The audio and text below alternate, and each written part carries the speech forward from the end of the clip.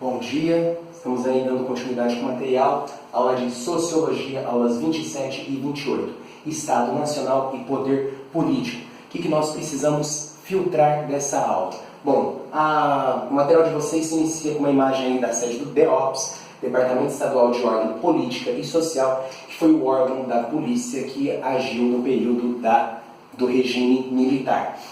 Esse órgão ele exerceu no período de 1934 a 1985 e é interessante nós notarmos o nome que esse órgão recebia.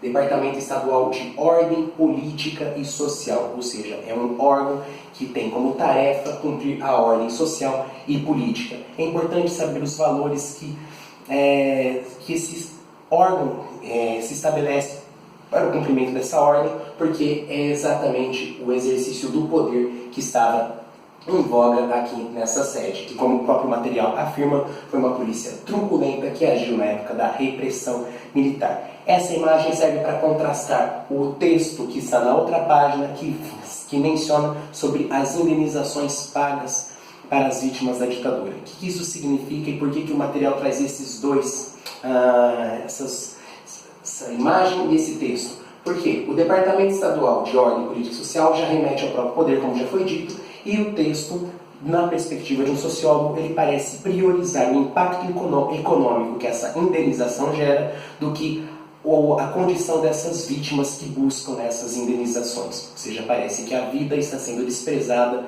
e a economia está sendo priorizada.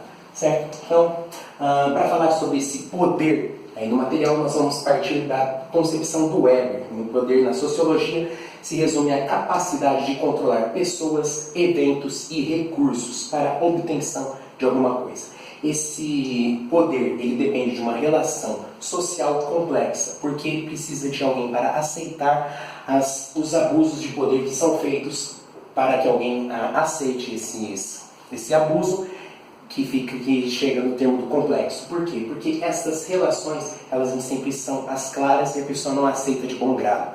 Existem vários meios para se obrigar alguém a aceitar determinada condição.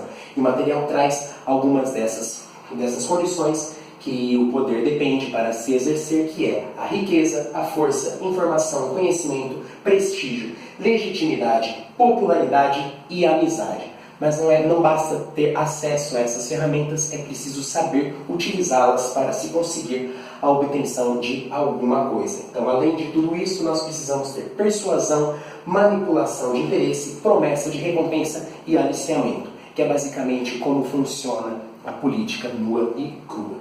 Ainda com Weber, ele divide o poder em 3 instâncias: a legal, que se resume naquela que são as leis, a tradicional, que se fundamenta nos costumes ou na tradição, e no carismático, que se fundamenta na figura afetiva, ou seja, nos políticos populares, aqui nos carismáticos. E no tradicional já se destaca mais as regiões tribais. Certo? Aqui o Estado e o Hegel. Qual que é o papel do Estado para Hegel e Marx? Hegel e Marx são figuras que se destacam na sociologia e eles têm opiniões, pensamentos diferentes a respeito do papel do Estado. Para Hegel, o Estado deveria superar o indivíduo mirando o bem-estar coletivo, enquanto Marx, o Estado ele garante apenas o bem-estar das elites. Para Hegel, o bem-estar coletivo deve ser priorizado. Para Marx, isso não acontece porque o Estado se concentra no bem-estar das elites, porque as elites são detentoras dos meios de produção, e esses meios de produção funcionam para mover a economia, que financia esse próprio Estado a permanecer onde ele deve. Então, para Marx, essa cadeia só seria interrompida através da organização dos operários, ou na organização dos proletários, para se conseguir tirar esses bens, essa propriedade detentora apenas das elites, para assim reformular esse sistema econômico, para que assim o Estado consiga promover o bem-estar geral, certo? Sobre a teoria de Estados, nós temos aí Maquiavel, Hobbes, Montesquieu, Rousseau e Locke. O que nós precisamos saber de cada um desses filósofos? Maquiavel ele se destaca com a sua obra O Príncipe, na qual o príncipe serve como um manual de política, onde ele descreve as qualidades que um príncipe deve possuir para conseguir manter ou conquistar o seu poder. E para isso vale tudo.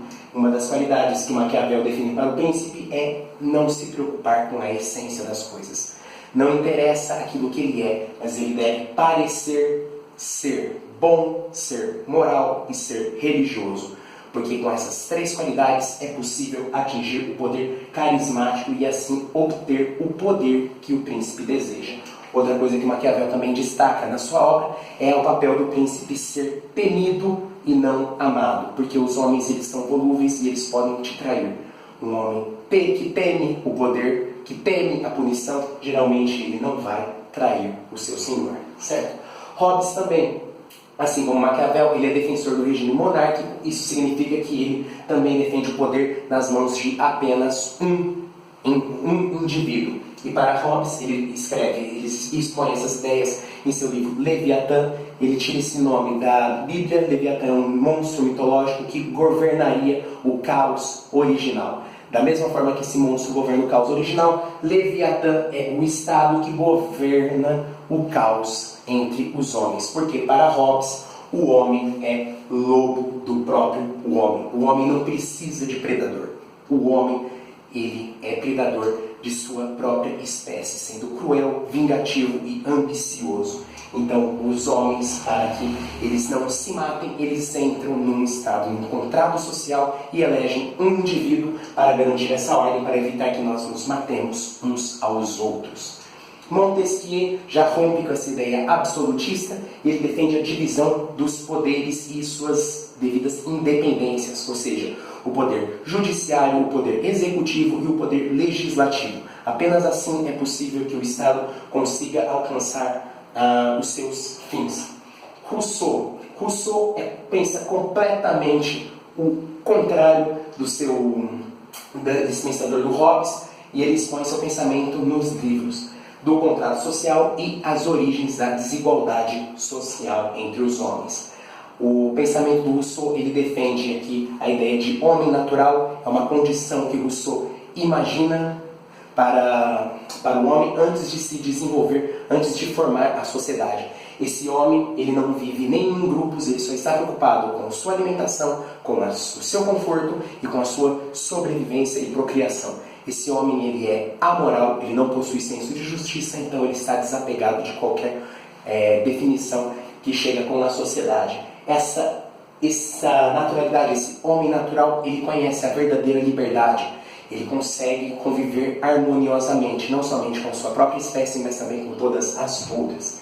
E essa desigualdade social, ela só começa a surgir a partir do momento em que nós desenvolvemos a sociedade, porque é através daí que nós começamos a desenvolver os sentimentos de ganância e de cobiça. O exemplo que Rousseau coloca é assim que nós começamos a se unir em sociedade, comecei a invejar o meu próximo porque ele se destacava em alguns aspectos que eu não conseguia me destacar. Então, o exemplo que ele dá é sentados numa roda de fogueira, com aqueles que cantam, com aqueles que dançam, com aqueles que recitam poema. Se eu não tenho a habilidade dessas coisas, eu começo a invejar, a sentir ciúmes do meu próximo, e aí eu começo a minha desigualdade. Além, claro, das desigualdades físicas que Rousseau também descreve como uma forma natural. Mas outra coisa que ele também está interessado nessa desigualdade é o conceito de propriedade privada.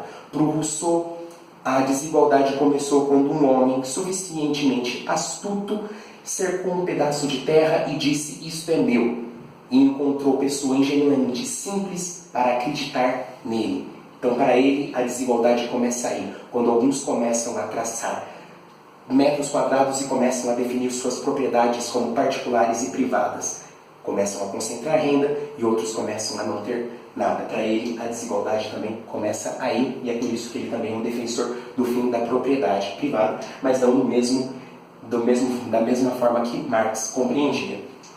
O contrato social, ele também é um contrato que nós assinamos assim que nós nascemos, porque isso deve garantir as nossas liberdades individuais, os nossos direitos da vida e os nossos direitos.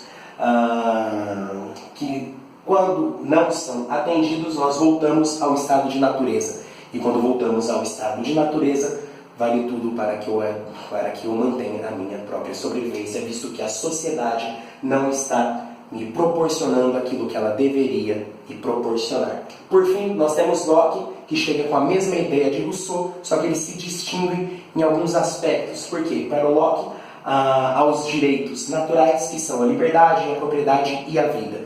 Note, Rousseau era contra a propriedade, Locke já defende essa propriedade. E é exatamente o conceito dessa propriedade que força os homens a desenvolverem papel, o Estado. Por quê? Porque se eu quero proteger a minha propriedade, eu gosto dos meus bens e alguém destrói esses meus bens, eu deixo a minha emoção falar mais forte.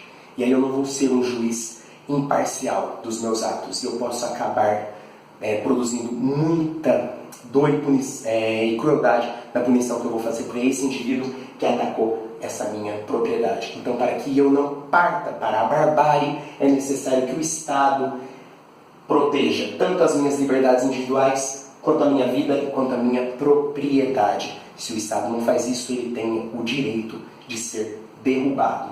Certo, pessoal? Essa é basicamente o que nós precisamos filtrar aí dessa aula. Agradeço a atenção. Qualquer dúvida, podem me mandar mensagem. Obrigado.